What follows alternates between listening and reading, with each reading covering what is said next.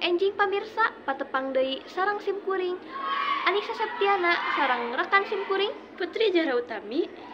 Dina dinten ieu simkuring bade ngadugikeun warta anu judulna Hujan Badag di Kota Serang Kabanjiran. Sababaraha titik di wewengkon Kota Serang ngalaman banjir sanggeus hujan badag.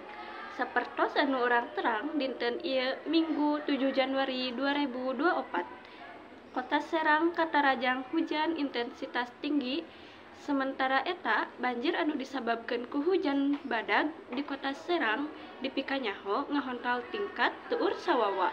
Tina titik banjir anu lumangsung di wewengkon Kota Serang di antara Jalan Samawan Bakri, Lingkungan Domba, Kecamatan Lopang, Kecamatan Serang, jeung Pasar Lama. Ku ayana kejadian caah di Kota Serang, PLT Wali Kota Serang Yedi Rahmat ngalaksanakeun inspeksi langsung ke lapangan. Pajabat Wali Kota Serang Yedi Rahmat katut jajarana langsung ke titik banjir di Jalan Samawan Bakri, Lingkungan Domba, Kecamatan Lopang, Kecamatan Serang. Dina paningananana, PLT Wali Kota Serang Yedi Rahmat netelakeun yen banjir teh disababkeun ku sempitna saluran cai. Tela teh aya panyempitan saluran cai, saur Yedi Rahmat ka awak media anu aya dina eta lokasi. Kaharupna pihak baris ngabageakeun jeung ngabersihkeun solokan sangkan aliran cai bisa normal deui. Engke urang baris ngabageakeun jeung ngabersihkeun solokan sangkan aliran ieu bisa teu mungguh deui. Pokna kajadian caah ieu sambung Yedi Rahmat lain anu munggaran tapi geus mineung kajadian dina mangsa intensitas curah hujan anu luhur. Ieu caah geus rada lila karunya loba warga urang anu katarajang sanajan caina luhur keneh.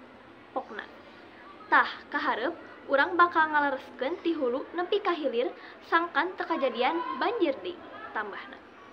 Pihakna oge geus ngamarentahkeun instansi anu aya kaitanana pikeun saguncangna ngalaksanakeun perbaikan. Mugi-mugi tim Dinas PUPR sareng nu sanesna tiasa geragiru ngungkulan ieu caah. Margi ieu kanggo sakumna masyarakat. Sedengkeun dina jangka panjang pihakna bakal ngalegaan aliran cai di wewengkon eta.